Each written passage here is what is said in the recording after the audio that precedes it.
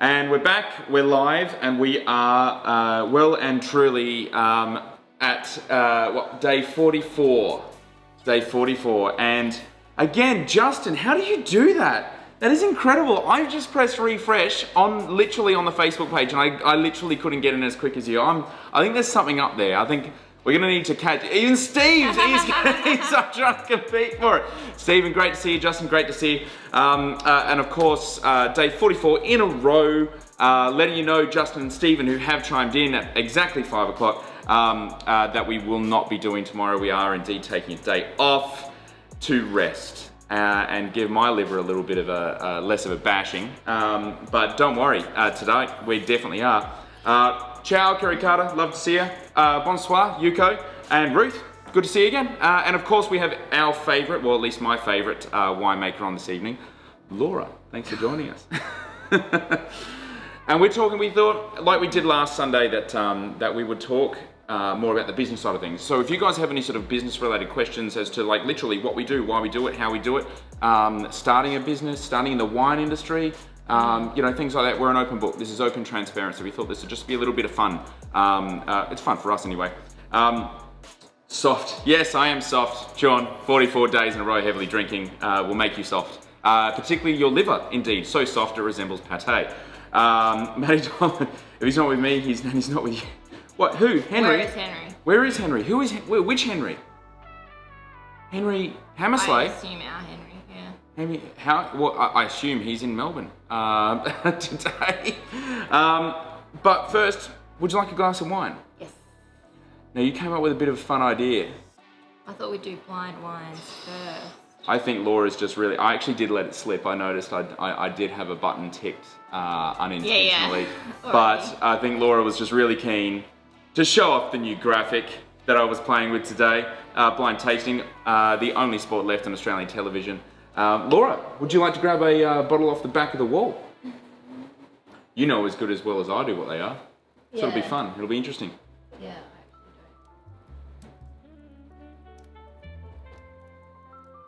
And how are your weekends going so far? That's what I most want to know. And I would also like to know, what are you drinking this evening? If you're on the waters, on the beers, on the whatevers, it doesn't really matter. But I'd still like to know. Because you get to see what we are going to be shoving in glasses in half a second. So Laura, is this for me or is this for you? I don't mind. You don't mind? You want to guess this time? Sure. Sure. All right. Normally I do when I come to Ooh, drink. that's very interesting. How the hell? Okay. I like it when these bottles get wrapped up because I have no idea what they are.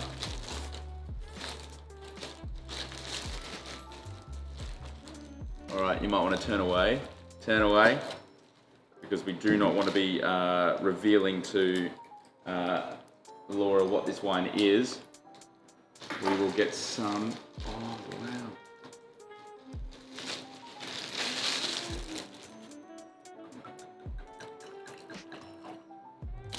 One second, because I seem to have caught something.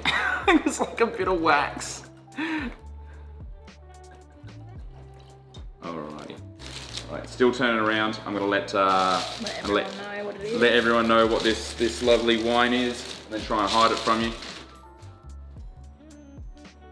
Yeah, right, cool.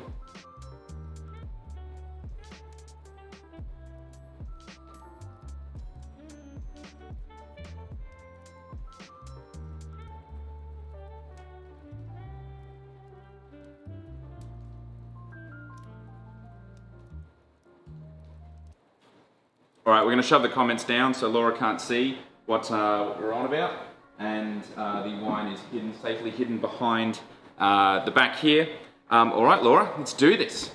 Happy Saturday. This one's going to be a really fun one, actually. Okay. Yeah. Is this how it feels to be you when you're typing it out to people, going, oh, is it going to get it or not? It's actually quite hard because not all the wines have like vintage or it might not be obvious exactly where they come from. I can tell you what, it wasn't obvious what the producer of this one is. So, yeah. But I'm not going to give up anymore. I'm not going to play nice. this week wasn't so nice to me, except for one wine. I managed to nail one wine in the last 7 Yeah. days. And then also by the time you try and like put the wine in the thing, you're already asking for questions, and I haven't even tried the wine, so I don't know what to ask. Yeah. So it's quite, there's like a minute of like... It's pretty intense, it's pretty hectic. Yeah. What is it? Is it old world or is it new world? Most importantly, have a taste of the wine. Let us know what you think. Let us know if you think it is red or white.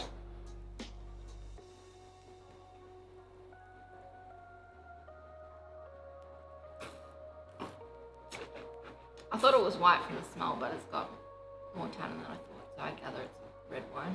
Correct. So, are we talking old world red wine or new world red wine? New world. What makes you say new world? It's just got a real, like, sweetness. Like jammy sweetness. Or it's a,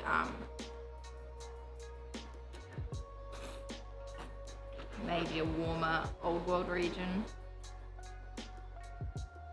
Stuff on this is indeed an old world wine. It is old world. I agree with you about the sweetness. I can see that as well.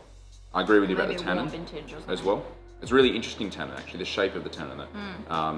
It's actually really quite pleasant. All right, are we talking Italy, Spain or France? Italy. What makes you say Italy? Well, I don't know Spain that well. And I don't think it's dusty enough to be French. Well, I know French winemakers are chiming in. What do you mean all of our wines are dusty? Okay. You're correct though. It is Italy. Yeah. Well, when I worked in France, it was an ongoing joke about this concept of terroir being, like French terroir is not just from the vineyard, but it's how the wines are treated in the winery. And that they had a particular way of cleaning that wasn't as high standard as we have in Australia. But that was the running joke, is that it's their terroir. Yeah, right. Well, earth finding, earth filtration. All right, so are we talking about Piemonte, Campania, or are we talking about Sicily?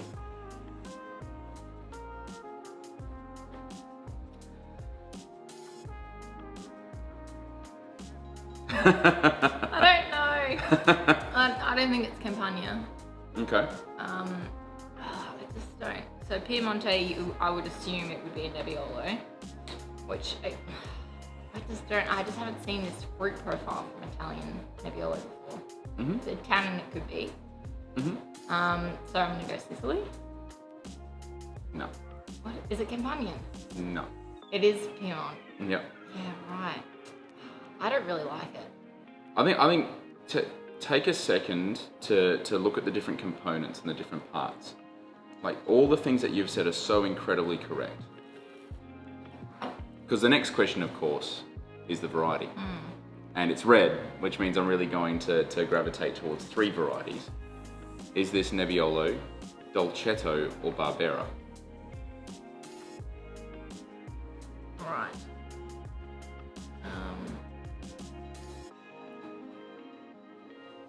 I don't know. I literally don't know. I'll go, it's not Dolcetto. You have sweet fruit, but you have really full tannin. Yes, and then it's Barbera. No, this is a Dolcetto d'Alba. Yeah, so what vintage do you reckon? 20, it's still pretty young. Probably 17? 16, yeah. Close, but no cigar. It's actually a pretty, I don't know much about the producer, so I think this is a really cool little natty producer, Sean, so you might know a little bit more than I would. But it's from Neve, Dolcetto d'Alba. I believe Neve is in Cuneo, which is a little bit further north, the outside of Barolo. So that's why sort of, for learned people that are watching who are like, why didn't you ask if it was in Barolo or if it was in Barbaresca or anything like that? It's actually kind of in Cuneo, which is... It's like halfway between, kind of. Yeah, sort of. It's sort of irrelevant. But it is a Dolcetto d'Alba, and it's actually really a really fun one to be able to. Laura looks like she's in the naughty corner thinking about life choices. Yeah, he's very good. Man is ironing napkins because oh, that's right, because you're cooking tonight, Sean. Have you what's on the menu tonight? Because I've been really excited to hear what you're actually cooking. For those at home who are looking along, La Masuara, El Rastel, Pinota, Dolce d'Alba. Very, very cool, but I'm gonna say it's sort of like perhaps a no adsy wine. It's actually quite, I mean, it's very earthy. I find this. It's not dusty, but you know, it's a little bit reductive, a little bit bready, a little bit old worldy. I mean, it's very, very easy to pick as that sort of style, I reckon. But yeah. All right, so guys, questions. Ask us questions this Saturday. We're talking about business. We're talking about what we do, how we do it, and also how was your week? How was your week? What'd you get up to? This week was good. We're getting ready for new releases of stuff. We've got some exciting stuff coming out next week and in June as well, which is cool. And that takes a lot of planning. Yeah, we've got new products. Yep, new things hitting bottle from the latest vintage. Yeah, which is great. And then also after vintage, we work out pretty much our bottling schedule for the whole year, because you have to plan. You know, have you got enough glass available, enough corks available? It's the kind of thing we didn't used to have to worry about, but now we're a little bit bigger.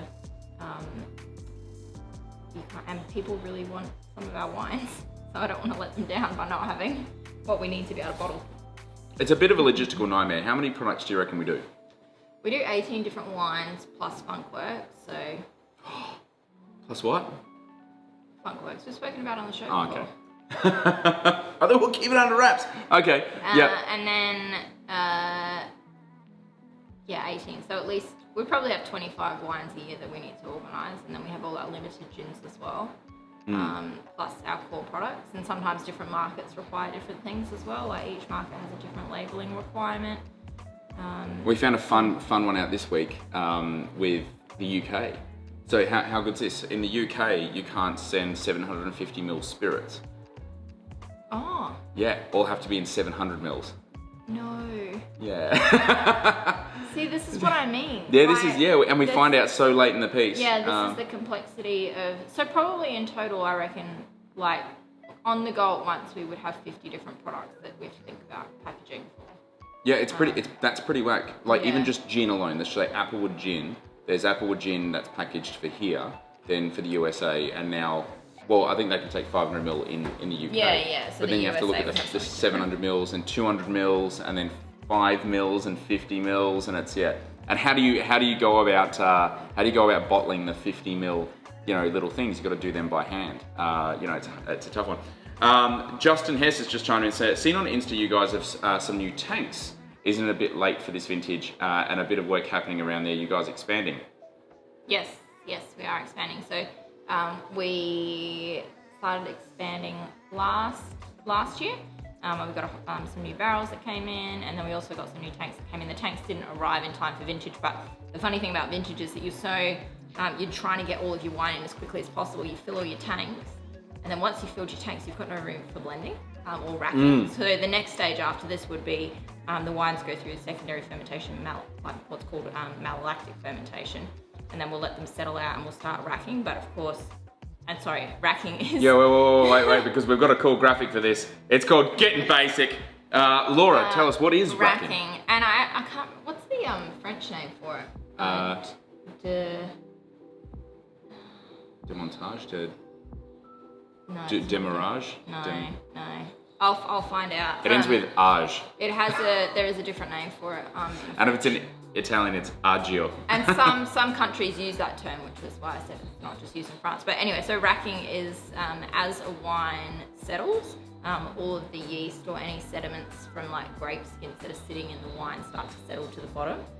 Like if you leave a container of orange juice for a while, with sediment, it'll start to sink to the bottom. And then what we do is actually take the clear liquid off the top.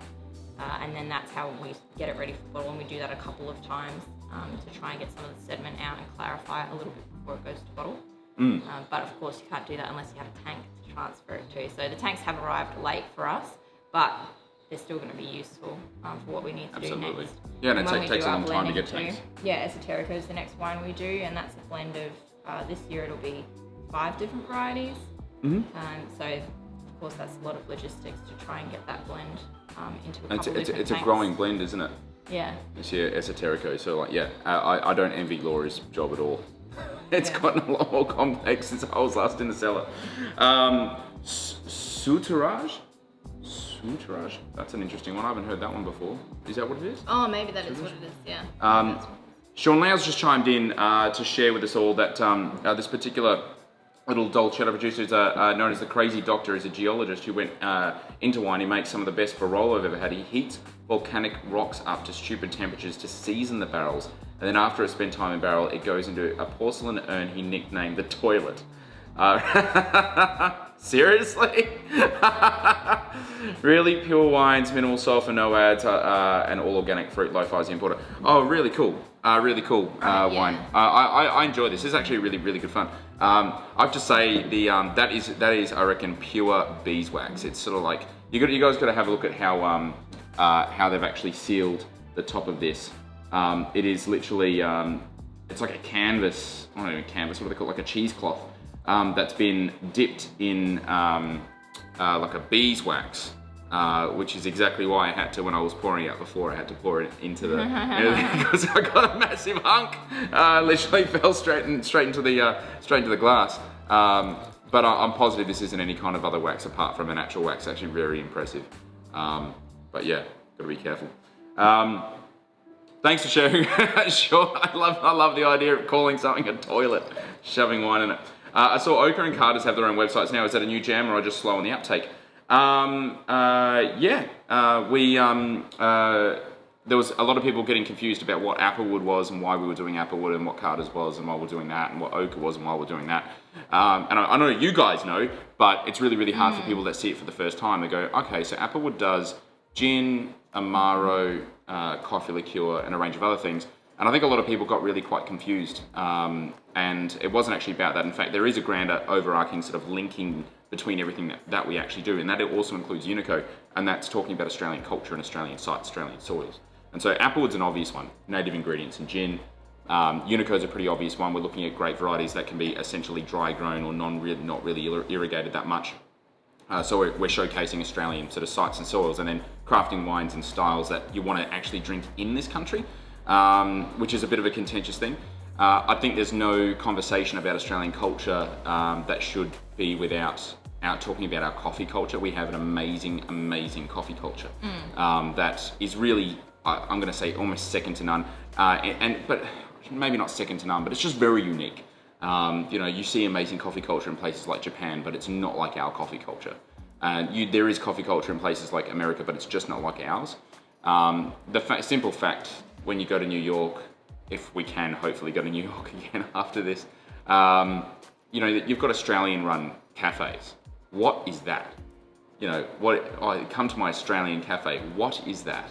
Is that different to a South African cafe or a New Zealand cafe? Yeah, we've created an identity around our coffee. Own coffee culture that we've exported. Yeah. And even, we're obsessive over coffee at home as well. And then of course ochre, which is the way that you actually use ochre is very different to the way that you would use Applewood. Much like the way that you would use most Amaro is being very different to the way that you would use gin. And we felt that Amaro was deserved, to stand on its own two legs, really at the end of the day, because when you go around the world and you look at other countries that make Amaro or bitters, they are typically representative of an entire array of ingredients from that particular area. That's why Averna tastes like Averna, because they have oranges, they have coffee there, they have all these other things that exist really largely in Sicily only. And it's not that bitter because they don't really have a lot of bittering things in Sicily. As you kind of progress up, the aisle into the top of Italy, they'll start to talk about, gentian root, licorice root, because they're all alpine type herbs that just grow literally all through there. So they've grabbed they have spirit. that minty, herbaceous. Yeah, like fernets and stuff like that. So I find it really cool that we can taste through the world of wine and indeed get so good that we can actually start to nail it. Like when we're on a good day, you can do that with Amaro. I would probably argue even better, even stronger, even quicker and more accurately than you could possibly do with wine. whilst this is looking at just grapes transplanted around the world, you're looking at native ingredients, and they are so unique. Now, with Applewood Gin, half of it's non-native, and we're talking about juniper first and foremost, because that's what makes good gin. But with Amaro, what makes great Amaro, there is no one ingredient. We're talking about a whole sort of colourful array of them. So yeah, we felt that Oka really deserved its own, its own sort of standings. Someone up here about to take down an Ironbark Wattlesea G&T, trying it with Indian rather than Mediterranean today. Fascinating to know how you actually go with that. Let us know whether what you actually favour, the Indian or the Mediterranean. I personally would probably be leaning more towards the Mediterranean. I don't often do that. I really like Indian tonic on everything. But Mediterranean, I think, just with the Wattlesea component. Wattlesea is really that sort of, it's almost like vanilla, coffee, and chocolate. Cocoa nibs all had a love child together. Oh yeah, I mean, yeah. if three things could. Yeah. Starting out with a 2005 David Hook Pathana Shiraz. I believe Hunter Valley producer, 2005. Seriously, that's pretty tidy. You guys have an amazing cellar, Jackie. This is what I'm learning over time. Making wine. Yeah, it actually makes me want to sell some wine too. Yeah. Like, because we've had people on the show bring on some stuff from their cellar, and it's just Ashley really... Ratcliffe, remember that? Yeah, Ashley. That was so cool. And Brad brought one on at the start of the week. Oh, like, yeah. it's just something really special Cheeky to have. Barbaresco. That was brilliant. We've got some stuff that we've sold, but not strategically. I don't think. Like, we haven't really put down. Yeah, I think we could. Yeah, it's a nice thing to do. There's a methodology, I think, sometimes of doing that. Making wine and doctors seems to be a thing. That's actually interesting. Making wine and doctors, probably to do with the fact that the going joke is to make a million in the wine game, you need to start with $1 million. Start with two. I'll start with two. It is a pretty expensive game, the wine game, to get into. It's not just you don't just buy a bunch of grapes and run it into a wine. And there's so many things along the way. You sort of reach a point where you start having to employ people. The moment you start employing people, then either you got to start asking more money for your wine, or you got to start making an astronomically more amount of wine to be able to make up for it.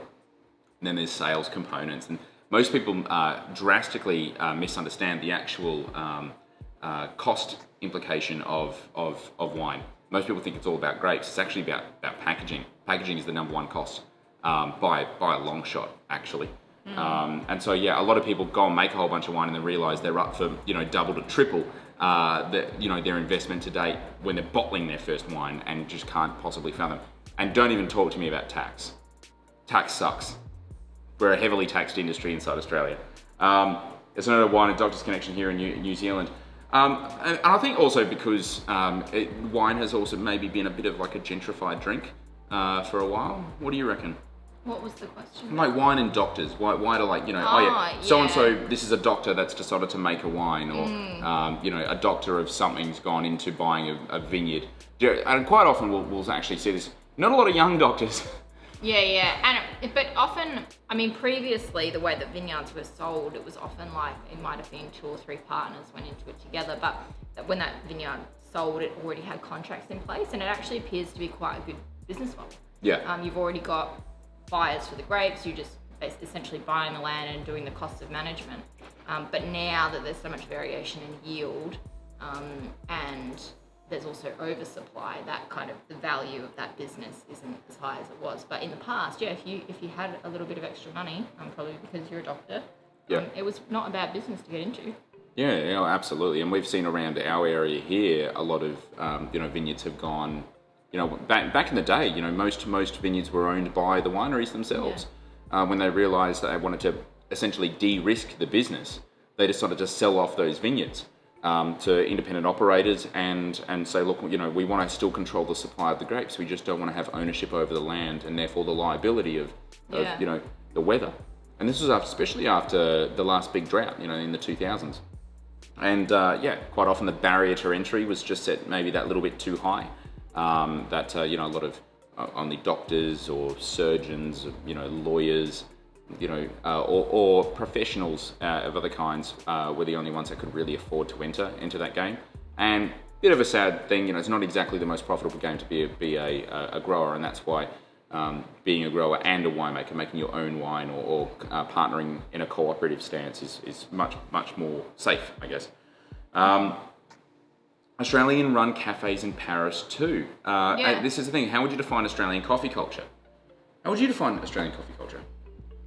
Well, I guess the thing for us is that we have espresso coffee culture, and we have this thing about milk coffee, cappuccinos, flat whites, all of those things, which a lot of other countries don't. But I think it's just that we do it really well. Like, we really care about, the roasting and the flavor profile of coffee, and then we have very well trained baristas. I think it's like really fascinating. Like, that we have obviously started up with the importation. Obviously of coffee, it's the access to the raw ingredient, and there is such a myriad of amazing importers available, as also origins available. And that's that. I think when the single origin thing happened, we started to understand there was more to just what you get in a packet at Coles and Woolies. But I think in terms of coffee culture, there's the fascination of flavour, and I think we do sort of obsess a little bit over flavour a little bit more, and trying to perfect things. The milk coffee is a really interesting thing. I do wonder whether our strong dairy industry has a lot of impetus on that. And we get a bit of a hard time about it too. Like, it's not a very sophisticated way to drink coffee, but that's just how we like it here. When you go overseas, it's actually quite interesting. We don't have you go into a shop here, you go to the milk section, ton of fresh milk, right? Yeah. Yeah, but in Italy. Oh yeah, and France was the same. Everything was UHT. To get fresh milk was actually really, really difficult. And then you kind of go, well, I don't imagine they really use it that much, whereas we use a ton of milk in Australia. I mean, we personally probably don't. We drink coffee black after we started to understand sort of different methods. And that's the thing. It's not just having a flat white or a cappuccino anymore.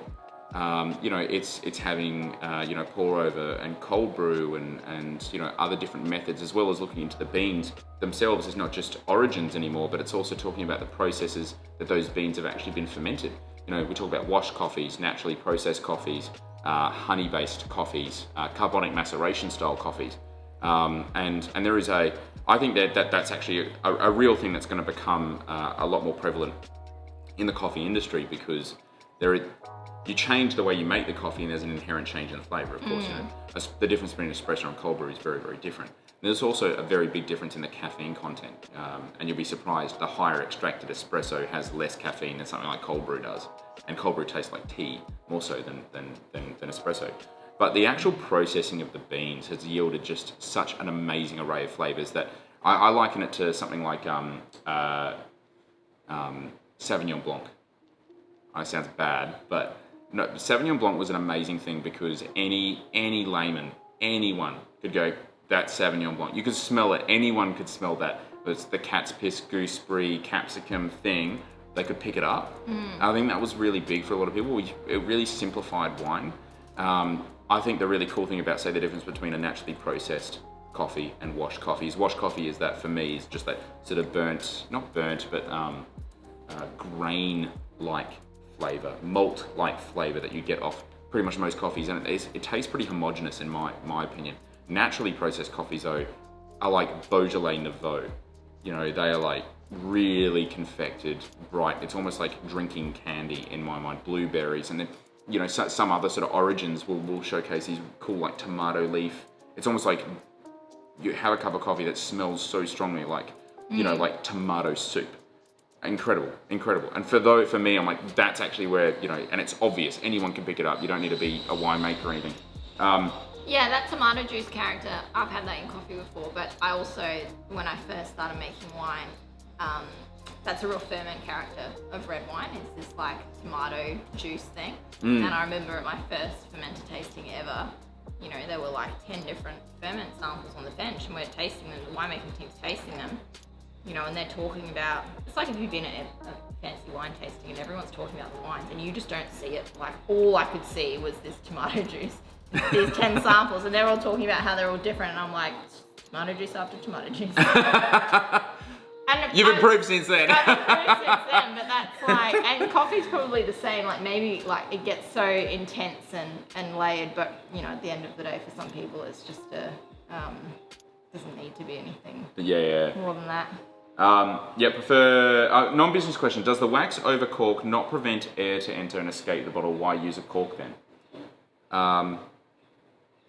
As in just the wax seal, literally just over the top. Wax is pretty permeable actually. It's not wax isn't a complete seal. And the other thing is, and when we talk about permeability, we're really talking about very small quantities of oxygen here. A cork indeed is a very amazing seal, but the really cool thing about a cork, and this one here is a natural cork, is that, and this is just, maybe initially it was trial and error, but there is just an amazing thing that that translates between a cork and wine, which is a very precise band of allowance for oxygen permeability.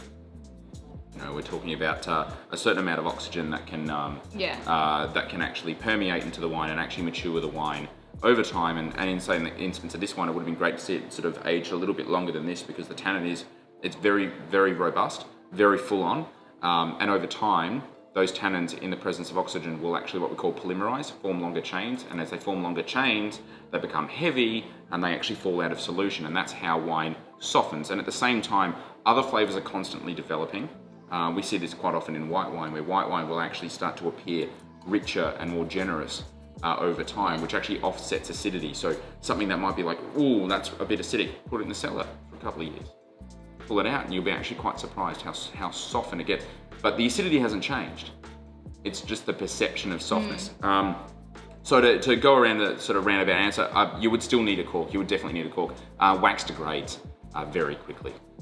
So like in reference to like, you know, how long wine will actually go, I probably wouldn't want to see, you know, and you often see wax in sort of old cellars that has got so little moisture, you actually need to chip it off prior to getting to the cork inside. So it starts to dry and crack over time. Yeah, so a screw cap has less permeability than a cork, and that's why a lot of screw cap wines can age for so much longer. Yeah. Like you could leave it, you know, a wine that under cork maybe for 10 years, but the same one under screw cap will be 20 years before it looks the same, because it's about the oxygen rate that's actually getting into the wine.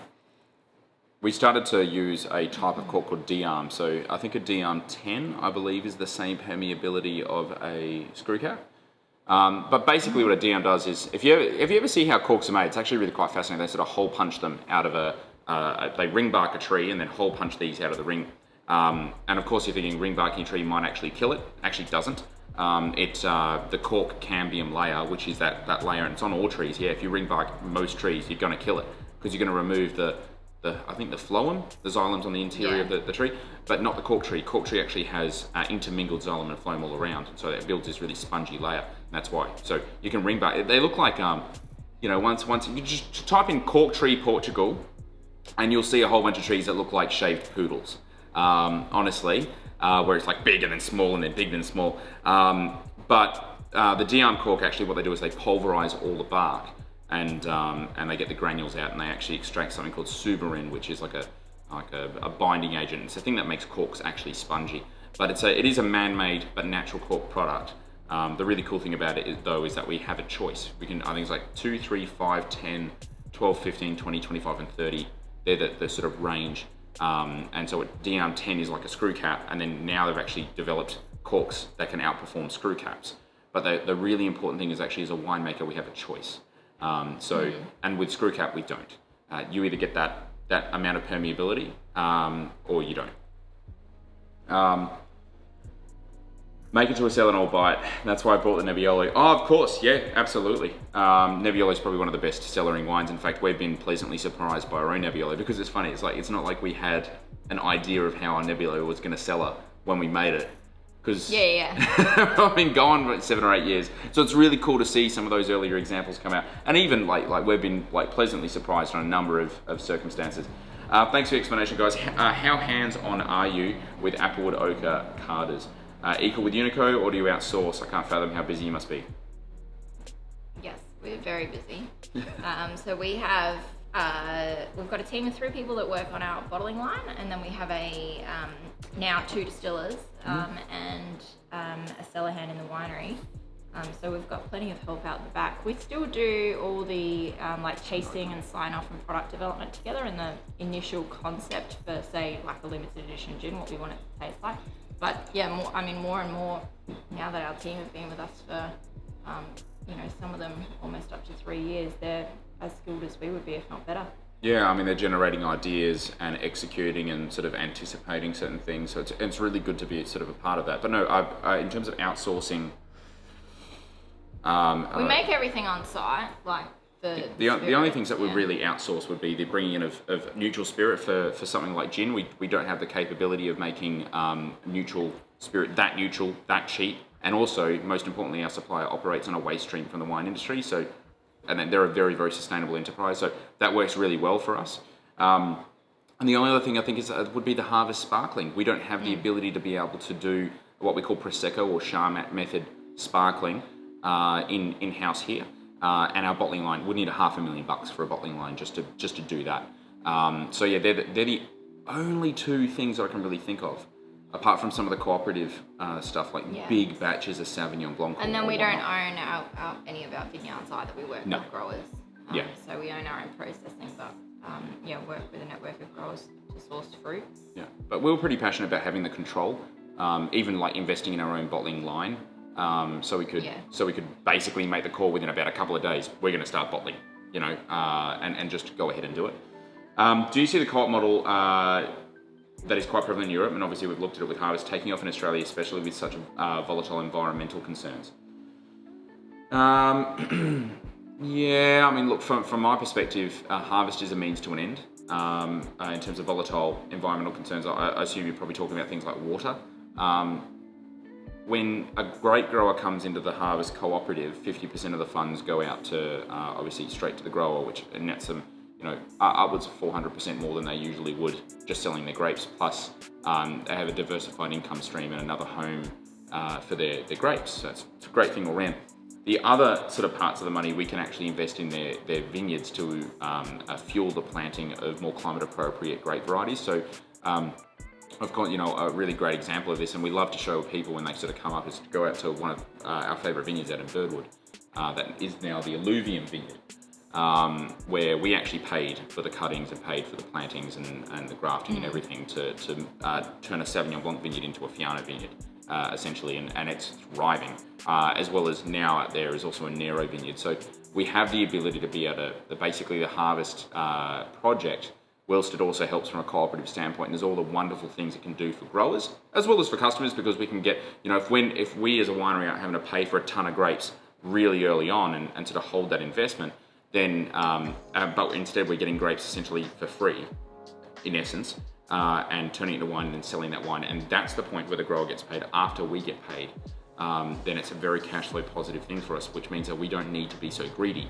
So the wines can actually be really price competitive. So that offers amazing value to the customers, amazing value to the farmers.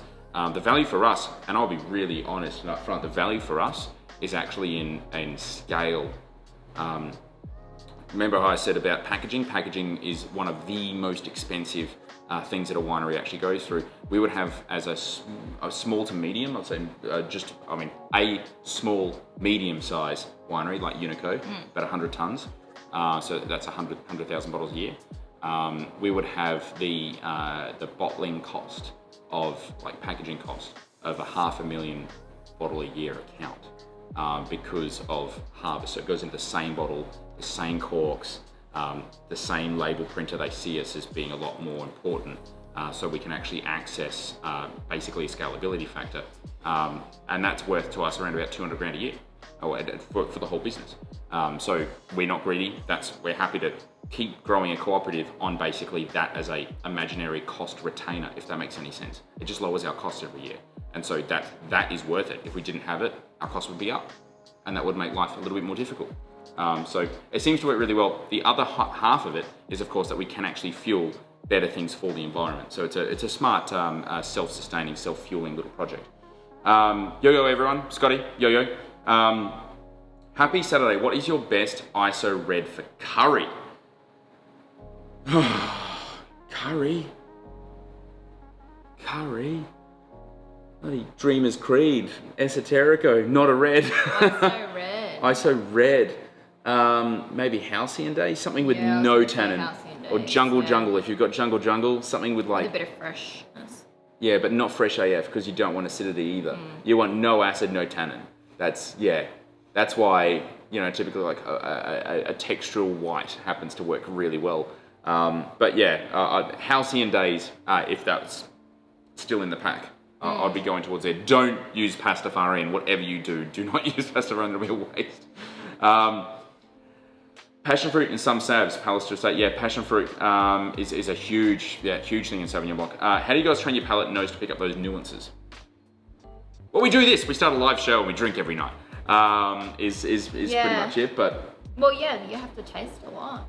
Yeah. And you have to taste, like I remember drinking wine for about probably 2 years before I could put it all together in my head. Like you hear, and you start to find patterns as well. So Chardonnay is a good example. You're learning about malolactic and this butteriness and oak and acidity levels. But yeah, like you start with the basic building blocks, right? Has it got acid? Has it got tannin? Has it got texture? And then from there, once you work out what each variety has of those, you can start to identify variety. And then from there, you start to learn a little bit more about aging. Like, yeah, you have to start with the basics and then you build on there. And then if you taste enough wine from enough places around the world, hopefully travel. Yeah. But yeah, it really just comes down to the amount of wine you get to try. And that's the other thing. It's like, it's not drinking, it's actually tasting. I mean, we are drinking, but it is actually thinking about like the weights, the shapes, the acid. And I really tend to focus on the what we call the tangible sensations. That's why I really like the tannin thing, that sort of mouthwash effect, just to be able to pick up tannin. Like once you do that, and you do that religiously with every wine, you actually start to see inherently some are rich, some are dense, some are sloshy, some are chalky, some are blocky. Like you can see this whole myriad of stuff. But then I also focus, of course, on acidity. Is the acid blocky? As in, does it appear only at the back of the palate and it appears almost like a ridge? And I go, oh, that means someone's probably added a ton of tartaric acid, because that's where tartaric acid activates on the palate. Or are we talking about, something that's real slippery and sort of lower acid and a bit of oak, and it's really kind of like it's all like sitting warm underneath the covers kind of deal. And that really sort of only occurs in either some varieties or some countries, and you start to relate that stuff into different things. But you just keep tasting. You actually are thinking whilst you're tasting. You're not just going out to have a drink. The other thing is, try not to do it when you're hungry or thirsty. I mean, you are going to pick things up really, really quickly, but you're also going to be consuming it really quickly, and that's going to really fuck you up. 97% of Australian growing coffee comes from 6 producers around the River and Far North Queensland. Yep, the remaining 3% comes from about 30 producers on the North Queensland, North New South Wales border. Absolutely true. And to be honest, and I'm not really actually, just to clarify, I wasn't actually talking about Australian growing coffee. I was talking about sort of coffee culture, really like how we perceive coffee. We have tried to use Australian grown coffee. There are big issues because of the lack of scale that our industry has. That means that the coffee processors, and I mean processors, aren't really have a presence inside Australia. So there's a lot of people doing it in their own backyards. They're trying the best they can. Like, we just don't see like the quality that we will see. And this is I understand how ironic this sounds, because when you're comparing Australia to other coffee growing regions, you're comparing it to third world nations. But they have superior technology, they have superior conditions. It is history and skills there. Clonal selection, it's sort of like where Australian coffee is at is sort of where Australian wine was at in the 70s. It is really still a very juvenile industry. Does it have potential? Absolutely. But we don't value it. You need to pay 2 to 3 times as much for an Australian coffee producer to make the same profit margins as the third world country coffee. And there's a big, we could talk for hours about it. Are there any advancements in screw cap technology to mimic cork aging? Not really. In fact, I'm going to say it's so political that the screw cap industry pretends that they've already bested the cork industry, and there's nothing corks can possibly do to knock them off their perch. They're totally blind to it. They're not looking in their peripherals at all. The cork industry is doing a remarkable job. And it's not just in cork, it's also in the other, we've seen a lot of, I think I've thrown it away. Different... bagasse. Yeah, different types of cork. Yeah. Or synthetic closures. But bagasse is an incredible one, which is the byproducts of sugarcane production. turn into a closure. We've actually seen it quite a fair amount in the wines that we've opened, especially from a lot of the natural producers who have an evident care about sustainability. Does the wax and dryness of the wax with age affect the wine inside, or does the cork stop it? Cork stops it. Yeah, totally. Cork stops it. It doesn't really affect it. It's, if anything, wax is more at this stage with the current sort of technology of cork production and other cork type products. It's for aesthetics. It's for aesthetics, purely aesthetical. Amazing knowledge. Thanks, Cody. No, cheers, Cody. Hey, cheers for the shout out last night, man. That was cool. It was really good to see you doing what you're doing. I didn't know it was rum until you said it was rum, and I was like, oh, it's good. I was very jealous of said rum. No, mate, thank you so much. It was really cool to see you doing what you're doing. We should get you up, Cody. We should get you up on the show. You're always more than welcome. Complete open invite. Cody, of course, amazing bartender and wine mind in his own right at Haynes & Co. Really amazing human being. Aiden, I'm learning so much tonight, thanks. You're welcome. What DM number do you bottle Unico with? We use 2s and 5s at the moment. Is that Yep. from Aiden? From Aiden. We used to do all 5s, and now we do a mix of both. We're just seeing how it goes, but 2 for the springs and then 5s for the untamed wines. And that's really because I think the statistic isn't there a statistic about when people buy wine from a cellar? Like, I think it's something like 90% of wine is consumed within 24 hours of purchasing. Yeah. Yeah, and something. Yeah. Yeah, Totally. and when you think about that, you kind of have to wonder whether is it worth the investment to put a really expensive cork in a bottle that's designed to age the wine really well. But if people are going to drink it within, I would assume the majority of our customers drink our wine within a couple of years. Yeah. I think there's a couple of issues to sort of play there. Firstly, I used to always just think, and this is going to sound heresy considering you guys are opening stuff from your cellars, but I like it in Champagne, where in Champagne they mature the wine for you. They sell the wine when it's ready to be consumed, and they have massive cellars, crayères they're called, which are chalk cellars underground, stretch for kilometres. And I like that concept. I find it incredibly, what's the word? Not empowered, not endearing, not, what's the when you are, starts with E, entitled, incredibly entitled from a winery to say, buy our very expensive wine and don't touch it for years. I think it's really something. Don't get me wrong, there's the romance there, and is it something that we would consider? I think absolutely, no, I would, and I would totally go back on. I'm a massive hypocrite in this circumstance because I've happened to have just some amazing, an amazing array of great experiences with cellared wine, and some very, very old wines. Oldest wine I've had the joy and pleasure of consuming was actually from the 1700s, and a Madeira. It was an incredible wine, very eye-opening. But I just think for us and a lot of one of our biggest mandates is talking about wine to young people and really helping them get into wine in a really fun and approachable manner. I think to tackle the whole sort of situational thing with you would hope this wine isn't consumed in the next 2 hours, you'd probably end up just doing that with price point. I think that's maybe a more noble manner in which to fuel a higher priced wine than strict business figures. Because at the end of the day, hey, look, if you're a total baller and you're going to drop $300 on a bottle of wine and just consume it then and there, great, good on you. But the vast majority, I think, when they're going to be going to a wine store or get that very expensive bottle, they're probably going to bring it on a special occasion. You aren't going to be, selling a lot of it, but that maybe is a way to be able to tackle the situational thing. How much percentage of a vintage do you have to put aside to allow tasting at the cellar door? We don't have a cellar door. No, seriously, we have an Applewood bar, but no, we are searching. We're looking high and low for a Unico cellar door right now, because what we offer for Applewood is very, very different to what we would like to offer for Unico, which would probably be like one massive wine party. And what percentage of a vintage to put aside, I don't know yet, but I'd say we'd need to put aside. We have some very small batches, and we're now considering that we won't be releasing them for wholesale, that they'll only be available direct, just because there is obviously a thirst for them. Did you have an aha moment tasting that made things click? And sorry, Supersonic Turtle 02, we have a little like a, what do they call it? It's like a filter on the word lick, probably for good reason. But we know what you're talking about. You didn't say a naughty word. Did you have an aha moment that made things click? I was actually going to ask you that before. You said you'd tasted wines for so long, but did you end up having like that one that was just like, ah? Yeah, it makes so much sense. I had an aha moment related to Chardonnay.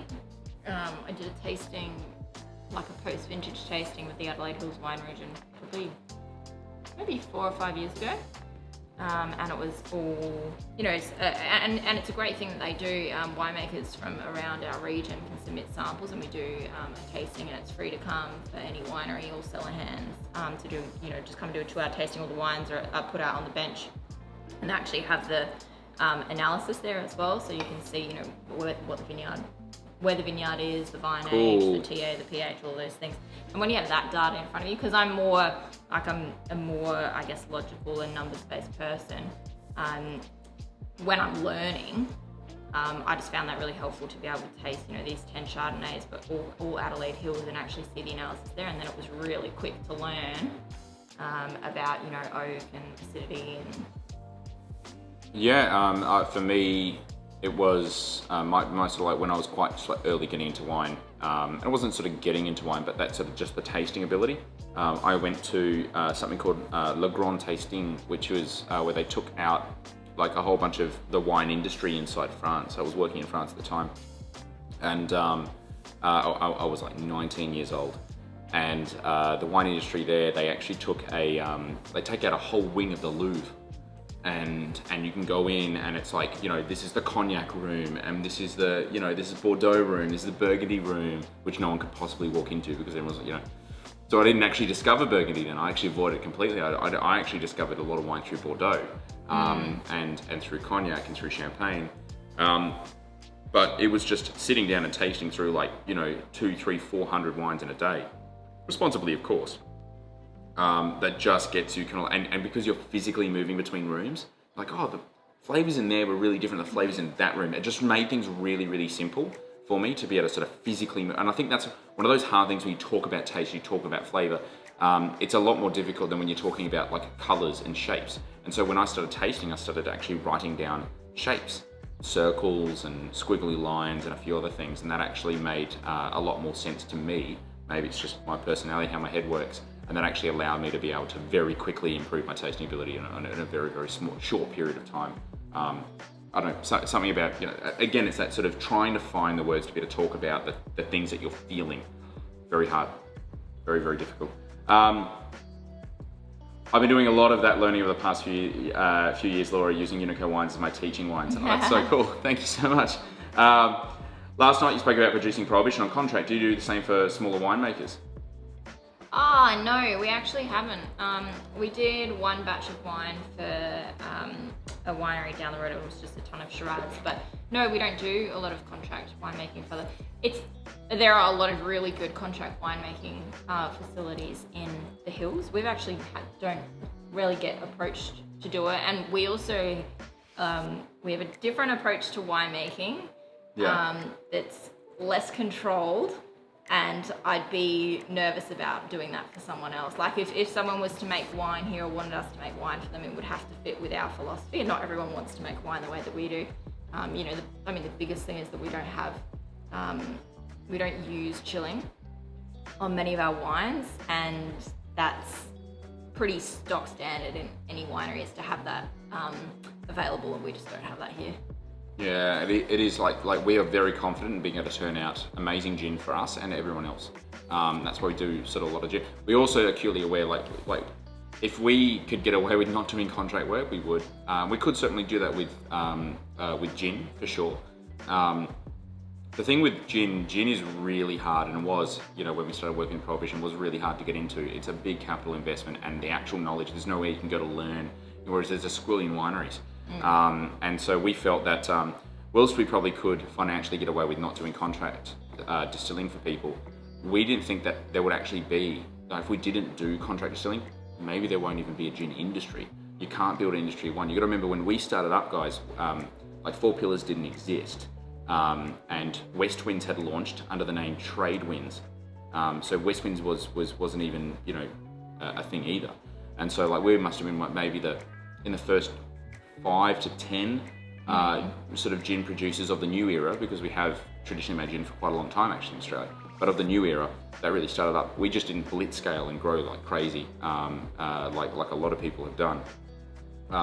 But we felt that if the right people came along with a really good plan, with a really good idea, and they were just good people, we knew that we would be able to speed their product essentially to market, because we could get what we call the juice inside the bottle really bang on. And then it's up to them to be able to put the investment in yelling about it and marketing it and growing it, and then growing, you know, South Australia as, you know, the gin state. And they did that really well. It wasn't just Prohibition, it was also an array of other smaller gin producers. But yeah, with wine, yeah, totally like on with Laura. Like we don't see ourselves necessarily as winemakers. It's just an easy way to really talk about wine. We see people like the wines inherently make themselves. So if someone comes and goes, you know, I want a Sauvignon Blanc that tastes like this and does this, but like we're just not the right people to help them out. We can't do that. We have cool facilities. We can do some really cool stuff, but you know, we don't ever go into a wine going, we want it to taste like this. We just want Nero to get ripe. We just want it to go through fermentation safely. That is like 100% of our desire. Ashley Ratcliffe, I'm a tea drinker. Awesome. I'm getting into tea for the first time, like properly for the first time. What about a Unico Zelo tea? You obviously don't have enough to do. We have actually made an applewood tea, a native tea blend using a white tea, isn't it? White tea base. It's awesome. We'll give you some. Which we're going to trade you anyway for the awesome tomato sauce that you make. Mate, we've been smashing that tomato sauce. Yes, I have too much good wine going past their cellaring windows because I never thought it was a good enough time to crack them. Overcoming my perception of cellaring wine means I can drink good shit when it's drinkable. Feel free to share it with us anytime. Supersonic Turtle 02. You're more than welcome to share any cellar wines. Assuming this is your job for life, what happens though when you're trying to target young people and you aren't in that age or marketing bracket anymore? Great question. We will be cool forever. Don't tell me to be cool, I am cool. No, a really good question. Our mission is basically get that set of people into wine and move with them. Will we always be the most relevant wine brand for young people? I don't know, I hope so. Maybe we'll have kids and a legacy to be able to pass them down. It's just so early for us to be able to say anything like that. But we would also hope, I would hope that we could also collaborate with other new brands that would start up that by younger people than us. Even now, like we've been doing this for 7 or 8 years, and there's only a handful of winemakers younger than us that I could probably point to. And I'm concerned with that. You know, there's a few things we've got to fix in the industry. Obviously, female representation as winemakers is a big one, but probably I would say bigger at the moment that a lot of people maybe aren't talking about is young people starting their own brands, or young people feeling comfortable enough to do so. Because I do think that wine could slip into irrelevance very, very quickly if we're not paying attention. It's the reason why we're doing this, because we want to make wine relevant for people. It's a very important thing, and it's not just an alcoholic product, as I hope we've shown. I'm not sure if that really answers your question so much, but I don't know. When I'm an older person, I'll give you a call. Well, we also try and surround ourselves with people that, you know, have good ideas and are in touch with what's going on. So I wouldn't say that Brendan and I go out to a lot of, you know, local wine bars, but certainly the people that work, you know, with us do, and they're, you know, that's it. You just have to have people that have ideas and are willing to bring them to the table as well. I think we need to be, I think that another big thing in a lot of companies that a lot of like owners, you know, they're not willing to accept ideas, build on them and back them. I think that's the other thing, is like be willing to have people give you ideas and actually kind of go, yeah, we're going to invest in it. Let's just do it. Let's just see what happens. Have some fun. I think that's the easiest thing. Have some fun. Terry, I hope you're going well volunteering at the koala rescue, and Paul, Krasia, thanks so much. I'm like getting day drunk playing Monopoly. Were you just drinking playing Monopoly, or was there like a specific drinking game, and did you win, most importantly? Jake, if your bottle's empty, do you have to declare bankruptcy? That's too freaking good. That is too good. Drinking Westmans this week, awesome. 4 Pillar Spice Negroni, awesome. One of my favourite of their gins, actually. I'm a big fan of that. I'm a big fan of anything like that, so just overtly citrus as well, and that's a really good fun one. Yeah. Paper Plane Cocktail in my hand, nice. Nice one, Michelle. The Paper Plane Cocktail, of course, brought back to life by Sam Ross, Aussie. At Attaboy. And we went there and in we New had York. it. Amazing. Yeah, really cool. Who would have thought Aperol and was it Aperol and bourbon? Aperol and bourbon. You know, so cool. Love it. Got to look you guys up now. Hanging out to try the Apple Time Gym. Oh yeah, Wild Time's really sick. Super sick. Have a great night off tomorrow. And that, I think we've hit an hour. Guys, thank you so much for chiming in. Also, thank you for supporting us for the last 44 days. And I'm sorry I couldn't go. I wanted to hit maybe like the 50 or like, you know, the 100. And we will, don't worry, we'll be back Monday. We actually have an amazing guest on Monday. A really amazing guest. I'm really excited to introduce you guys to. Guys, thank you so much. We won't be back tomorrow at the same time, but we'll be back on Monday. But until then, have an amazing evening, amazing rest of your weekend. Do have a drink at 5 p.m. for both of us tomorrow. And until then, we'll see you on Monday. Ciao.